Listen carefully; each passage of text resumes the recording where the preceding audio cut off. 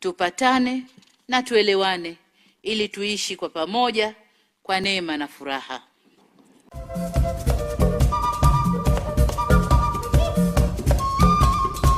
Nukuu ya Rais Mheshimiwa Samia Suluhu Hassan.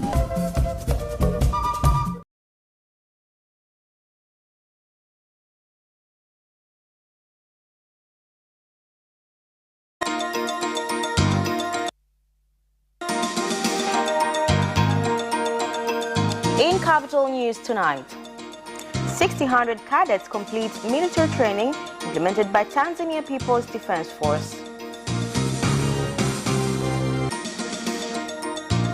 The Ministry of Defense and National Service tables its 2.3 trillion shillings budget estimate for the year 2021-2022.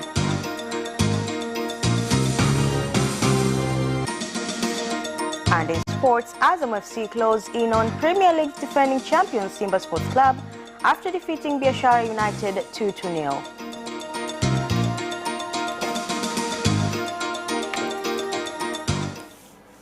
Good evening, thank you for joining us. This is Capital News at 9:30. My name is Nasma Mwambe. Let's get started with the national news.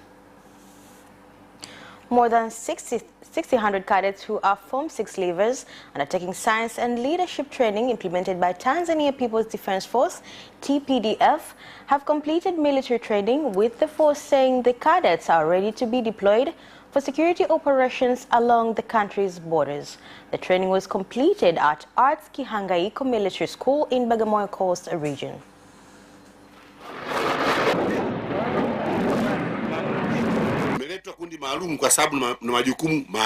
We've brought a special task force because this is a special assignment ready to serve the nation in whatever capacity.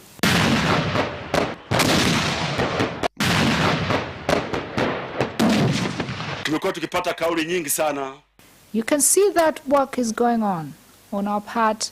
We've been doing training on our own, but later on we involved our counterparts. Shows how officers on battlefield can get assistance, after which they're able to go and finish up the enemy. President Samia Suluhu Hassan has received a message from the President of Burundi, Evariste Ndayishimiye, that was presented to her by a special envoy, the Minister of East Africa Youth, Sports and Culture, Zashel Nibigira, at the State House in Dar es Salaam. Minister Nibigira said he has been sent by the President, Ndayishimiye, to give his condolences following the death of the former President, the late Dr. John Pombe Magufuli, and to congratulate her for becoming the President of Tanzania, and that Burundi has great confidence that Tanzania will continue to make great development strides under her leadership. Tulikuwa wajumbe maalum. Our visit is made up of a special delegation sent by Honorable President of Burundi, Major General Evariste Ndayishimiye. We came to bring a message to Honorable President of United Republic of Tanzania. As you know, Burundi and Tanzania have a relationship, not just a relational one, but one of the highest esteem. And this is not just a recent one, but it has been the case for many years. Sio tu wa kindugu, ni uhusiano wa hali ya juu. The Ministry of Defense and National Service has tabled its 2.3 trillion shillings budget estimates for the year 2021-2022, which aims to strengthen efficiency of the force and security of the nation, particularly along the border areas, with the Foreign Affairs, Defense and Security Standing Committee calling for improvement of housing for military officers. We need to strengthen the army by equipping it with modern tools and equipments, solving the country's border challenges, improving the working environment and access to the basic services and needs of the military and civil servants. The security situation at the border is calm. However, the security of the border is threatened by the presence of a terrorist group from Mozambique, bordering the Tanzania's Mtwara region. In an effort to strengthen the security of the border, the government has deployed security forces. Serikali ifanye tathmini ya mahitaji halisi ya nyumba za makazi. The government should conduct a comprehensive assessment of military housing that will include the remaining 3,900 houses in the 10,000 housing project and allocated a budget for its implementation to solve housing and housing challenges for the military. Ukipita Mwenge pale, unamwona mwanajeshi ametoka amevaa simati anang'aa. Angalia nyumba anayotoka. If you pass by Mwenge, you will see a well-dressed soldier, but look at the house he is coming from. And it is all over Tanzania. Honorable Minister, there is a need to repair these houses where they live. This is not a right. Retired President of the Fourth Phase Government, Jakaya Mrisho Kikwete, has said cooperation on defense and security issues between member countries of the Southern African Development Community, SADC, needs to be given more priority in order to reduce conflict and strengthen integration. He made a call at the symposium to mark the 14th anniversary of the community that was organized by the University of Dar es Salaam. Terrific job. Terrific job mpaka tukaumaliza ule upuuzi. Maana haiwezekani nchi ya watu kila siku tu watu wanaingia wanaichezea. It is not possible every day for people to enter a foreign country and play with it. This thing has to stop. We had a task force which was well prepared with a lot of firepower and special forces commandos, and other countries, when they were conducting an operation, they would ask for assistance from us. Therefore, we must deal with this problem. Katika tathmini ni lazima tujiulize maswali. Kwa nini nchi zetu? We must ask ourselves why our African countries, once they find out that there is a certain resource, there is terrorist groups, demonstrations, instability, we must ask why. We need answers that will bring peace in our SADC states. Nisisitize kwamba katika SADC kuna mkakati rasmi unaoangalia kilimo. In SADC, there is a strategic plan that focuses on agriculture. And in this plan, one of the guidelines for member states is to make sure that a certain percent, not less than 10, is set aside from the government budget towards agriculture. So it is in the strategy. Technical working groups za kilimo ambazo zinashauri kwenye eneo hilo.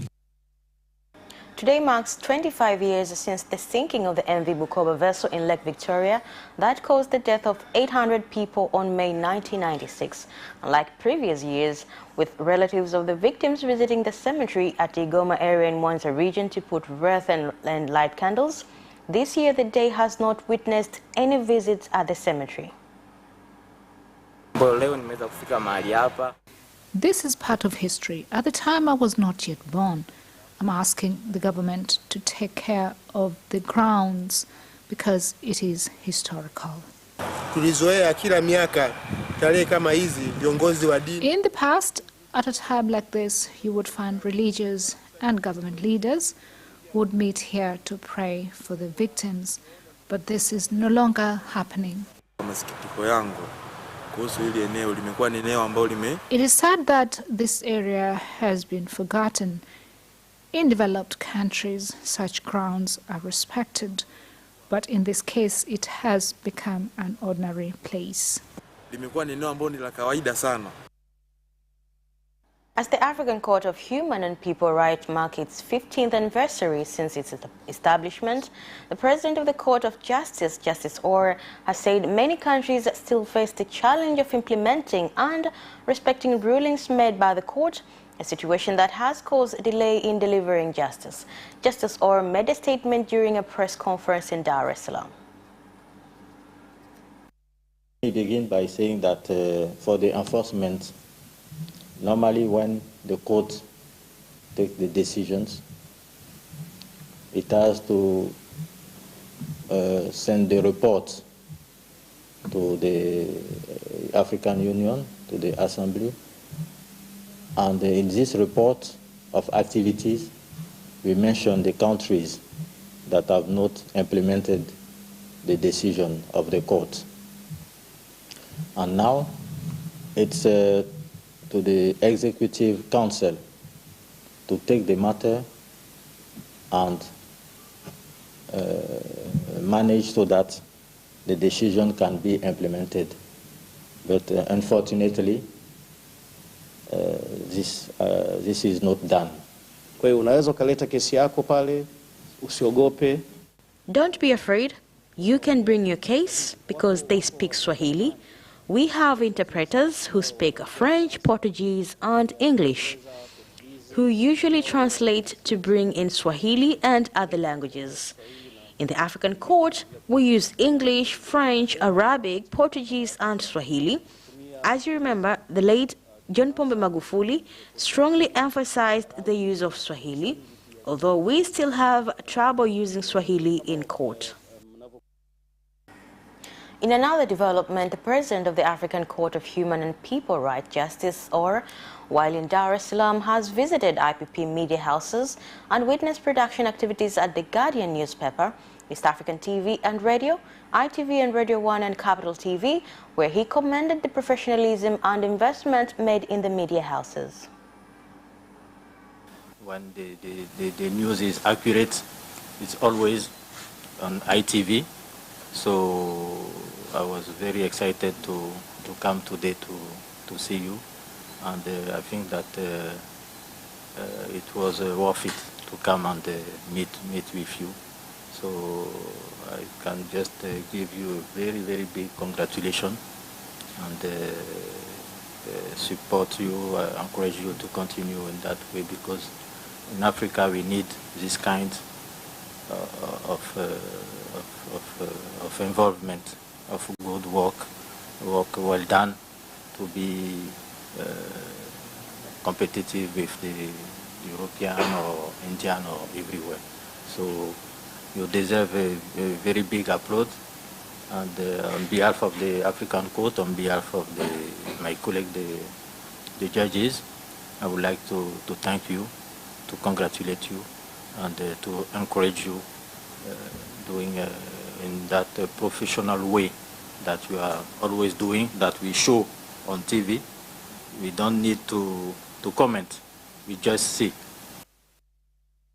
And that is the end of the national news. International news comes next after the break.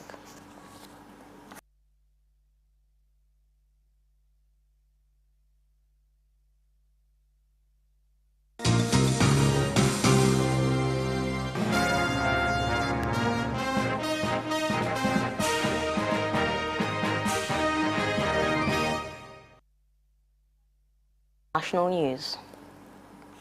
A ceasefire agreement reached between Israel and Palestinian armed groups in the Gaza Strip appeared to be holding on Friday, but there have been tensions in occupied East Jerusalem, where Israel police stormed Al-Aqsa Mosque compound and fired tear gas at Palestinians after a Friday prayer. More on the report. The Egyptian brokered ceasefire came into effect in the early hours of Friday after 11 days of relentless Israel bombing of the besieged enclave and thousands of rockets launched into Israel by Hamas, the group ruling the Strip. Thousands of Palestinians in the Gaza Strip and occupied West Bank poured onto the streets to celebrate the ceasefire, waving flags and flashing the V sign for victory. Israel's bombardment of Gaza killed at least 243 Palestinians, including 66 children, and brought widespread devastation to the already impoverished territory, while on the Israel side, 12, including 2 children, have been killed. Martha Koome has been sworn in as Chief Justice of Kenya at State House in Nairobi. The swearing-in of the new Chief Justice was witnessed by President Uhuru Kenyatta. She becomes Kenya's first female Chief Justice and head of the Judiciary.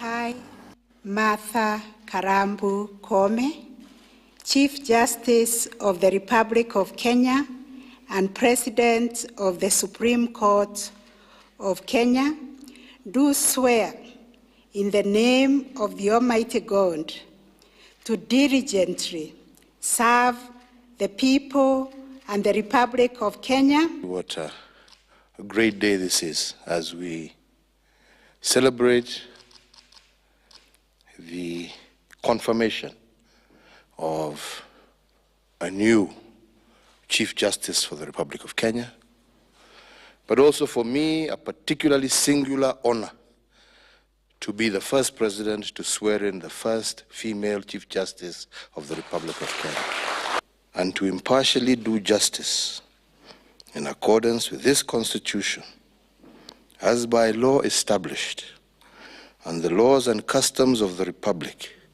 without any fear, favor, bias, affection, ill will, prejudice, and any political, religious, or other influence.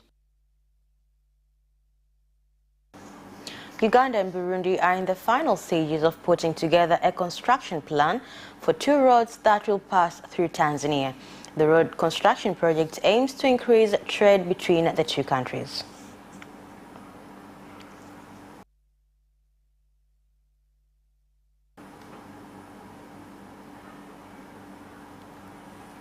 And that's it for the international news. Business comes next after the break.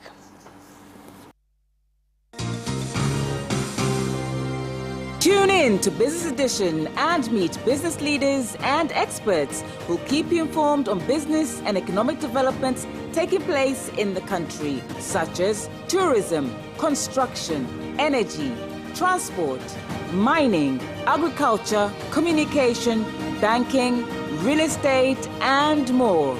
Business Edition on Friday at 8:15 p.m. only on Capital Television.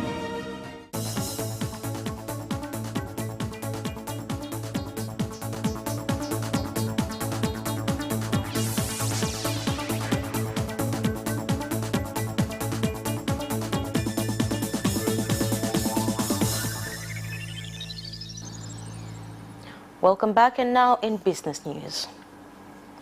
The Minister of Works and Transport, Dr. Leonard Chamuriho, has said the government plans to purchase 2 cargo planes, which will be used to transport export cargo.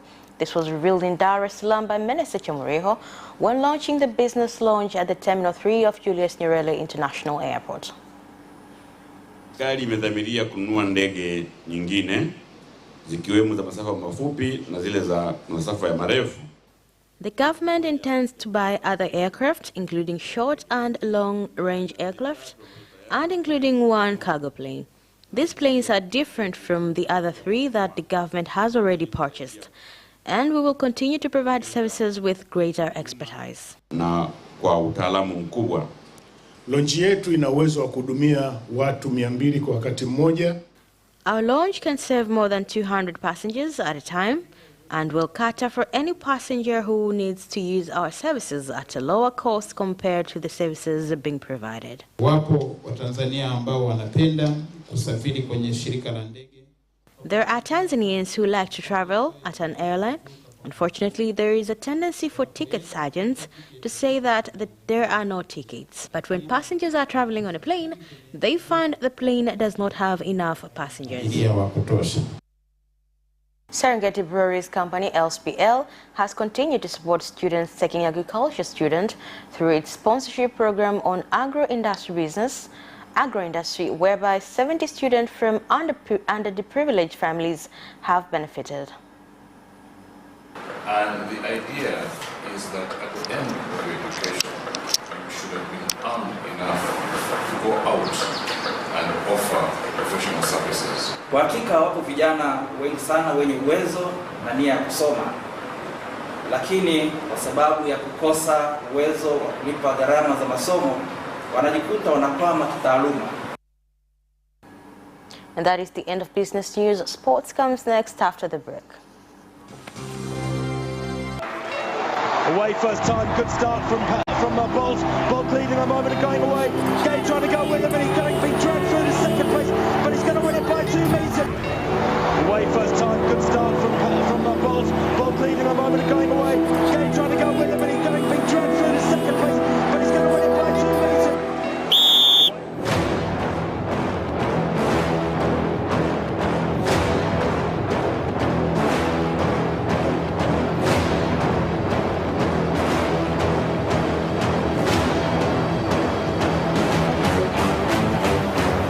position, Marquinhos. He did lose to Lend.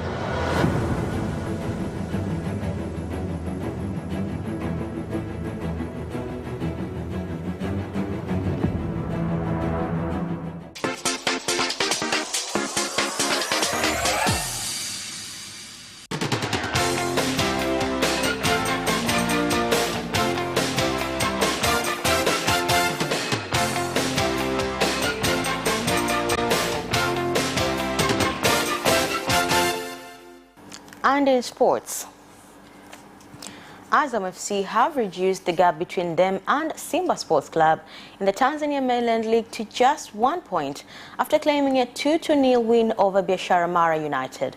Here is more. Charges needed strikes from Prince Dube and Mudathir Yahya to claim maximum points at Azam Complex on Thursday night. The initial two meetings had ended in a 1-1 draw, and the 2014 champions had to win the game to maintain their dwindling hopes of winning the league title.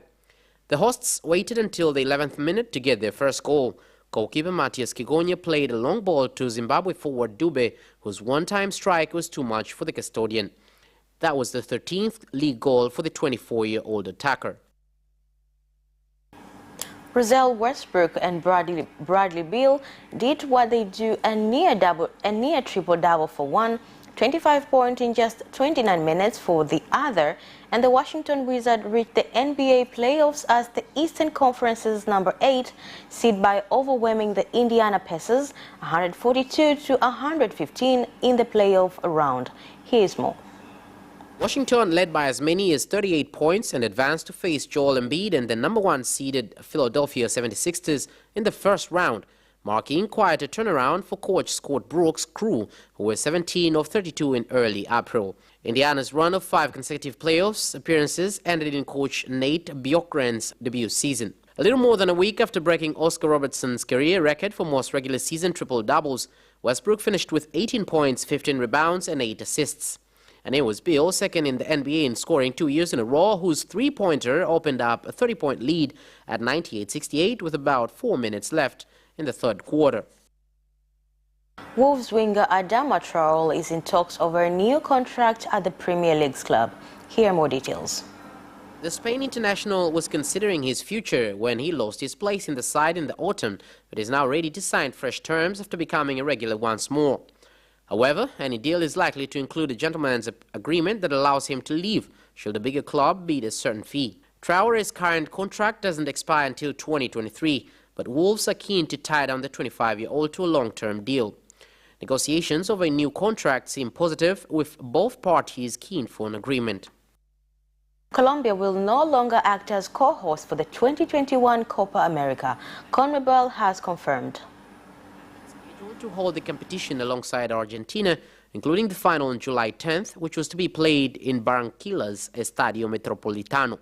But ongoing protests at the country's governance forced CONMEBOL to intervene, with the decision coming after a last-ditch effort from Colombia to postpone the Copa until November failed. Protests in Colombia began at the end of April due to planned tax and healthcare reforms announced by President Ivan Duque. They have continued almost without a pause for 3 consecutive weeks, with capital Bogota, Medellin and Cali, 3 of the prospective Copa venues, seeing some of the most vehement demonstrations.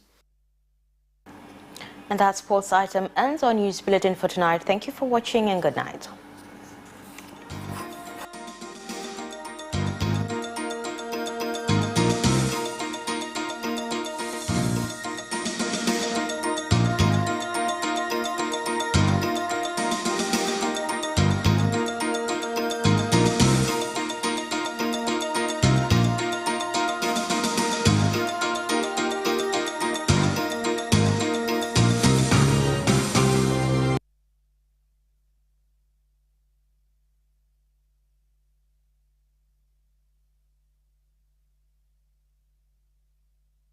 Nah.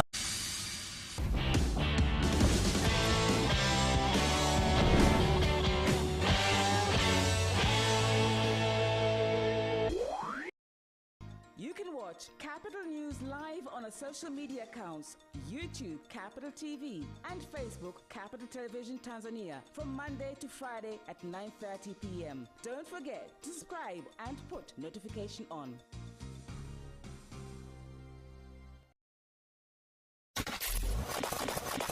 Chemsha bongo, chemsha bongo, chemsha bongo. Ndio, ni chemsha bongo. Piga simu sasa nikuulize swali jepesi. Ukipata zako salamu kwa watu watatu. Ukichemka unakutana na yes, mkono wa kipusa. Na sasa kwenye chemsha bongo kuna zawadi kibao kama vile simu ya mkononi, gas cooker, blender, rice cooker na nyinginezo nyingi. Zote hizi zipo kwa ajili yako. Kila siku inatoka zawadi moja. Nimekuja kumpokelea mdogo wangu Mary Macha akiwa Udom. Amejishindia zawadi ya jiko la plate 2.